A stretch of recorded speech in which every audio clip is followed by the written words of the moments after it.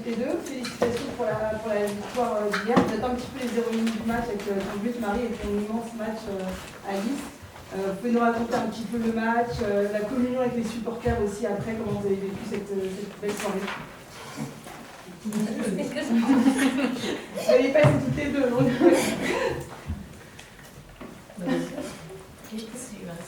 Non, c'est vrai que c'était un très bon match hier soir. On est très contente. Sur le but, je pense que c'est une très belle action collective avec Elisa et Delphine qui ont fait le plus difficile. On va dire le plus facile à faire. C'est un très bon ballon de BD. Et non, pour Alice, je suis très contente pour elle. Et non, je connais toutes ses qualités. C'est une très grande joueuse. Elle va devenir encore plus grande. Et je suis très contente aussi de l'équipe parce que c'était pas facile. C'était un match compliqué face au champion d'Europe. Et je pense que on a bien répondu très vite. Marie, tu dis souvent que tu ne veux pas forcément être une leader de l'attaque ou une leader secours. Hier, tu été la première à marquer, donc tu as guidé un peu les bleus. Est-ce que tu peux nous raconter ça et est-ce que du coup, tu n'es pas quand même une leader? Non, je suis toujours pas une leader. Mais je pense qu'on s'est toutes guidées les unes avec les autres. Je pense qu'on a un groupe où vraiment tout le monde peut emmener tout le monde. Il n'y a pas une au-dessus de l'autre ou une en dessous de l'autre. Je pense que c'est vraiment un groupe, vraiment un collectif. On a été aussi emmenés par exemple les plus jeunes, Maëlle, Alice derrière, qui ont fait un très gros match. Et les plus expérimentés aussi. Donc, Vous êtes arrivé assez tard, plus tard que d'habitude en zone mixte pour celles qui y sont passées. Comment était l'ambiance dans le vestiaire? Vous avez pris plus de temps pour communier, pour en profiter? Est-ce qu'il y a eu un peu de musique? Comment ça s'est passé?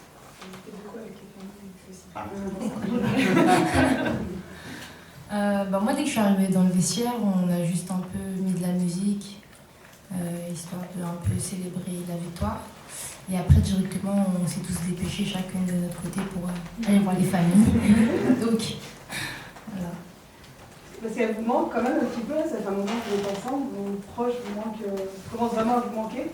C'est vrai que ça fait quand même 3 semaines qu'on est avec les mêmes personnes, donc ça me fait du bien de voir de nouveaux visages. Alice, depuis hier, tes coéquipières, le coach ont loué ton excellent match.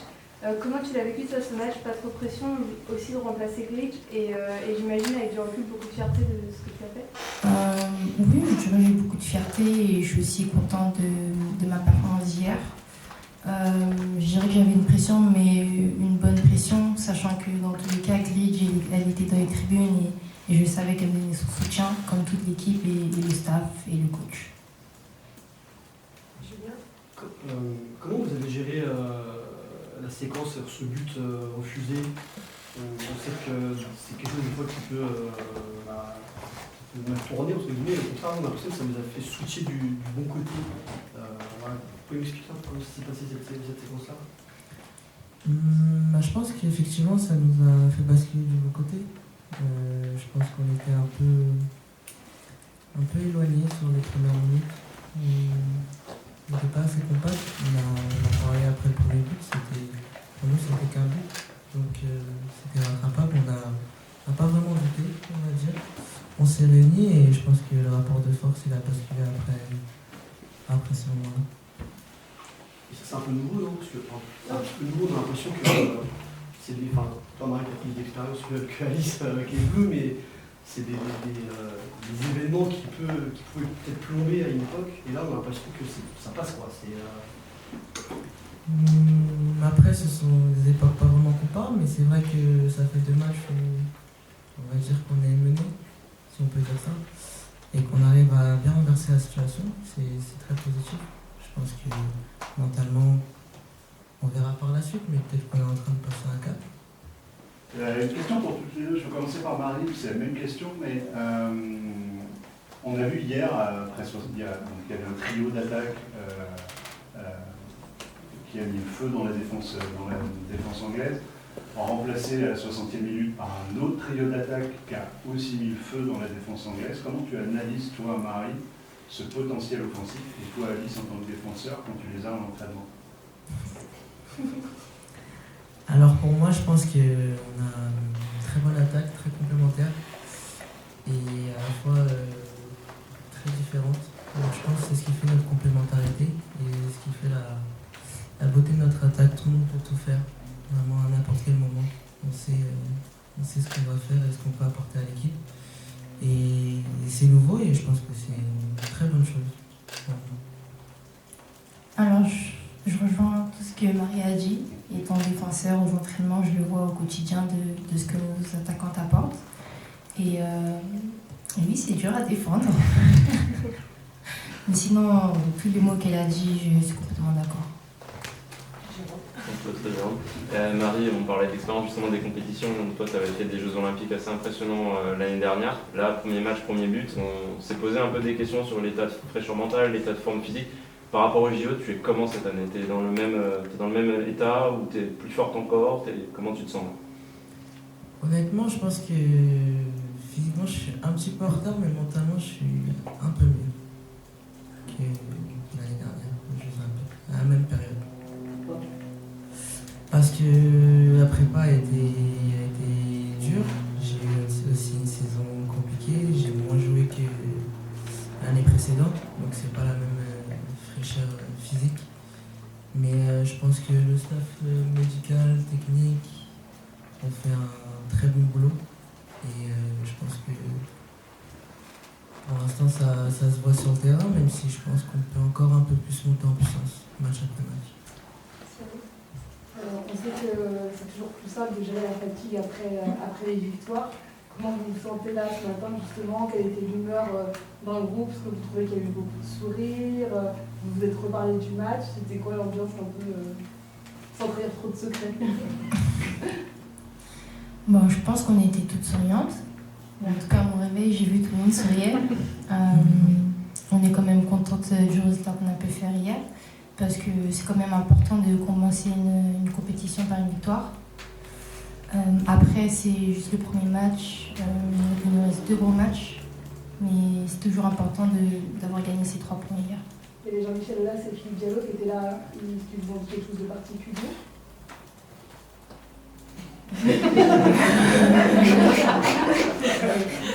Non, ils étaient là, ils étaient contents, ils étaient heureux. Ils ont dit quelques mots avec Alice d'espoir aussi. Ah oui. Et non, ça fait plaisir. On était contents, on était heureux. Mais oui, à partir de demain, je pense qu'on passera à autre chose. Alice? J'ai encore du mal. Laurent dit que vous n'êtes pas favori, il le répète, mais la victoire hier vous fait quand même passer dans une autre dimension. Est-ce que vous avez conscience de ça, que vous faites partie désormais des favoris de la compétition en battant les tenants du titre? Alors sur ça, nous, notre objectif c'est toujours d'aller plus loin, donc on reste dans l'ambition qu'on est encore des challengers. On est encore une nation qui n'a pas encore gagné de titre, donc on va rester dans ce concept-là, d'aller chercher.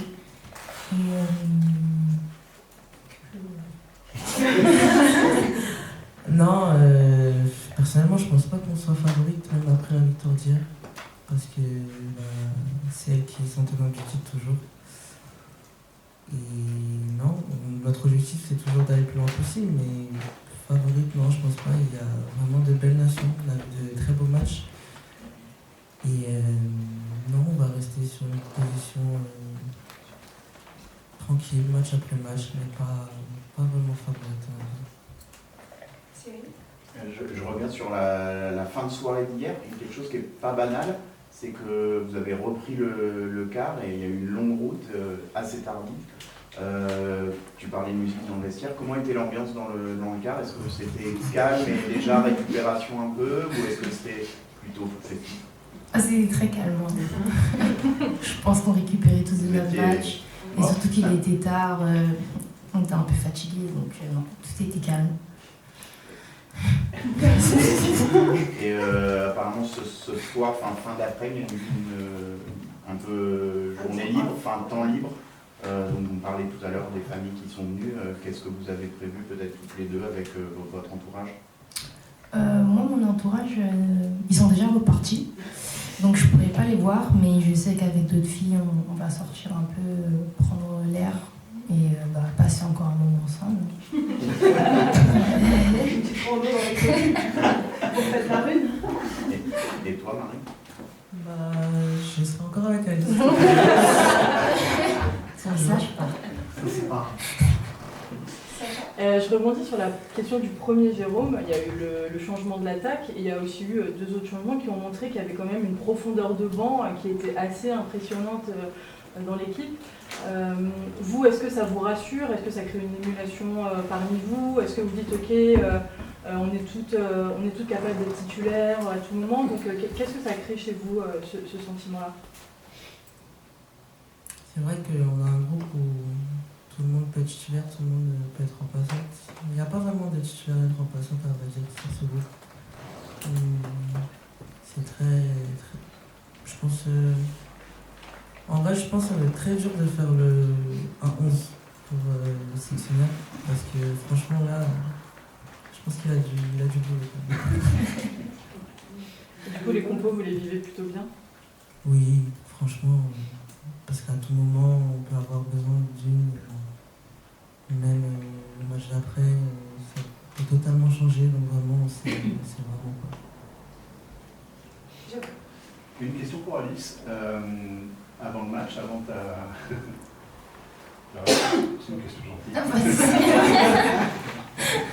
Non, avant le match, avec Maëlle, vous n'aviez joué ensemble que 17 minutes, si je ne dis pas de bêtises. Comment on fait en aussi peu de temps pour créer une osmose, comme on a vu? Alors peut-être pas au début, justement, il y a eu des ajustements, mais vous êtes beaucoup parlé avec Maëlle, il y a eu des petits tips que tu peux nous raconter un peu? Avec Maëlle, depuis le début de la semaine, on se préparait ensemble, côte à côte, donc forcément on essayait d'apprendre l'une sur l'autre, et après, comme au match, ça s'est vu au début, il y avait encore des choses à régler, et au fur et à mesure, on a réglé ça, et la compétition est encore longue, donc on espère encore pouvoir progresser dessus. Alice, du coup, vous avez fait un match d'excellente facture en plaçant Gridge. Est-ce que vous, à titre personnel, ça vous donne plus d'appétit et l'envie de bousculer la hiérarchie? Même si je sais bien que vous remplacez la capitaine et aussi une joueuse qui vous a accompagné quand vous étiez à Lyon, mais est-ce que dans vos têtes vous vous dites j'ai compris que j'avais ma place tout simplement dans ce monde? Oui, forcément. Après, en venant ici, je savais très bien quoi m'attendre. Je suis quand même venue ici pour gagner une place. Donc avec le match d'hier, je prends une expérience. Maintenant, rien n'est fait. C'était juste le premier match. Il y a aussi d'autres centrales qui peuvent jouer, comme Chiniba aussi. Donc je reste sur ma position et je prends tout ce qu'il y a à prendre. Et pour Marie, quand vous entendez ce discours justement des jeunes qui sont là, prêts à tout casser, à prendre la place des plus anciennes, vous percevez ça comment? Vous trouvez ça Bien, moi je pense qu'elles ont raison. Elles sont là pour... elles savent ce qu'elles doivent faire. Elles ont le droit d'être ambitieuses, elles ont le droit d'y croire. Et surtout, je pense qu'elles sont bien accompagnées. Et non, aussi avec la tête sur les épaules aussi, avec étape par étape, mais elles ont toutes les qualités pour être titulaire ou rentrer 15, 30 minutes, 45, 60, je sais pas. Et non, ça fait du bien, la fraîcheur, la positivité, ça fait du bien. Marie, j'imagine que tu as connu Alice assez jeune quand elle était au PSG, tu vas la rejoindre à Lyon. Qu'est-ce que tu peux nous dire sur elle à côté, c'est pas simple, mais tu peux nous la décrire un peu, ses qualités sur le terrain, en dehors? Elle a l'air de toujours sourire. Quand tu l'as vu arriver, comment ça s'est passé quand tu l'as vu arriver? Non, c'est vrai que c'est déjà j'ai pas de doute sur sa formation, elle a été très bonne. Je l'ai vécu de près. Et elle avait déjà tout pour être une grande défenseur. Maintenant, à Lyon, cette année, elle a eu un peu plus de temps de jeu. Et je pense qu'à chaque fois qu'elle a joué, elle a montré toutes ses qualités.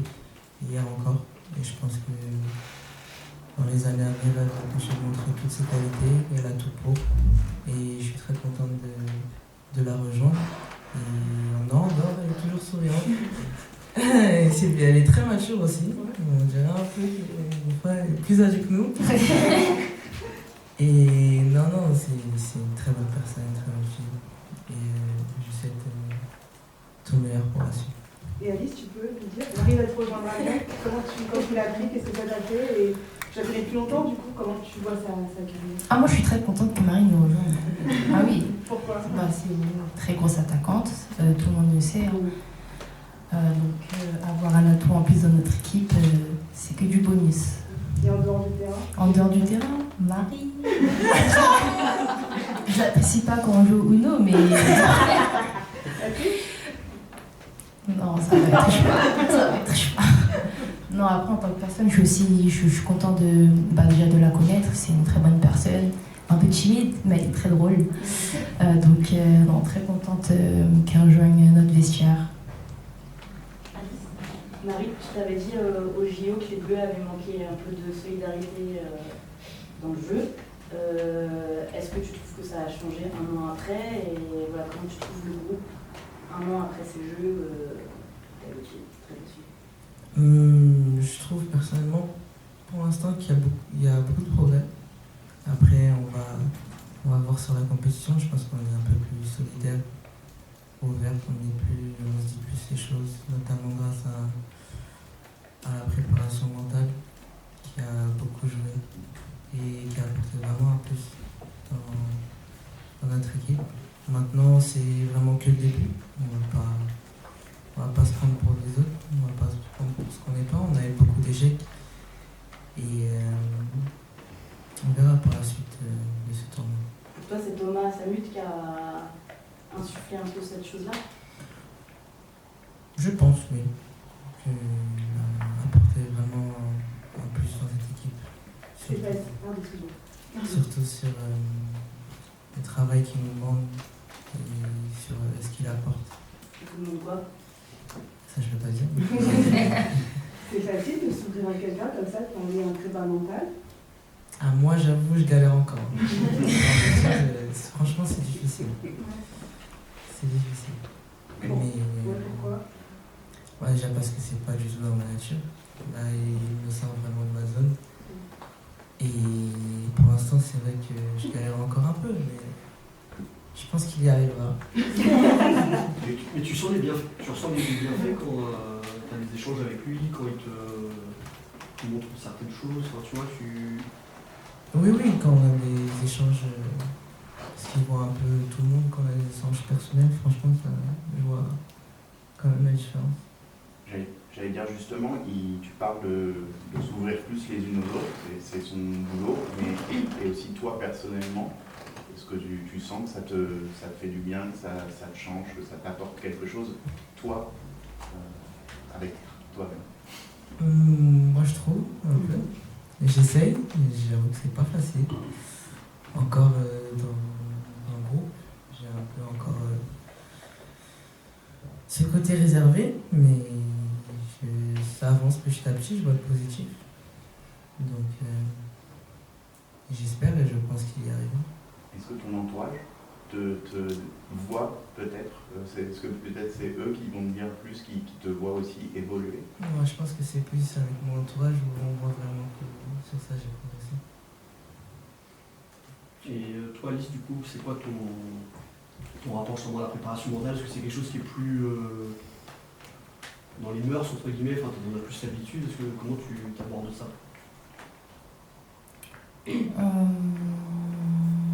Je pense que la préparation mentale, c'est un beau concept, c'est un outil en plus, comme la préparation physique ou technique.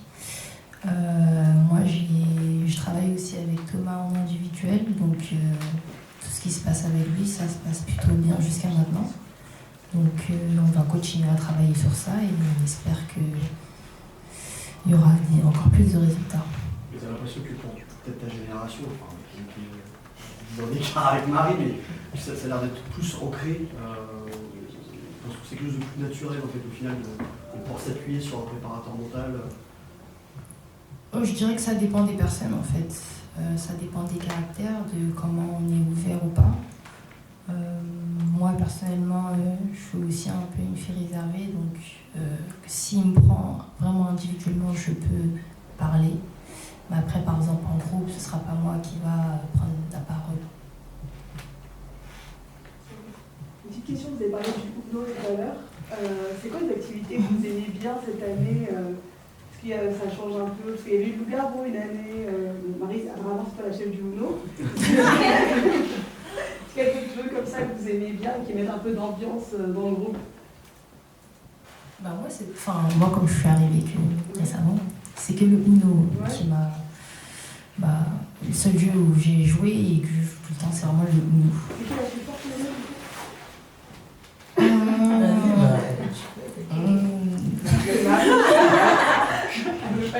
C'est Marie la plus forte? Non, ça crée beaucoup d'attention. On veut pas C'est le Uno normal ou une autre version? Parce qu'il y en a plusieurs maintenant. Je crois que c'est les vraies règles du Uno. Mais c'est pas le foot là, on peut tourner. Non. C'est quoi les vraies règles du Uno? Alors là, on ne peut pas accumuler les plus 4. Tu m'as fait sur un dossier. Non, ça s'interdit. Comment ça interdit? C'est quoi les vraies règles du Uno? C'est dès que la première personne termine, on compte les cartes, tous les points de chaque personne et on additionne au total. Bon, qui c'est la plus nulle alors?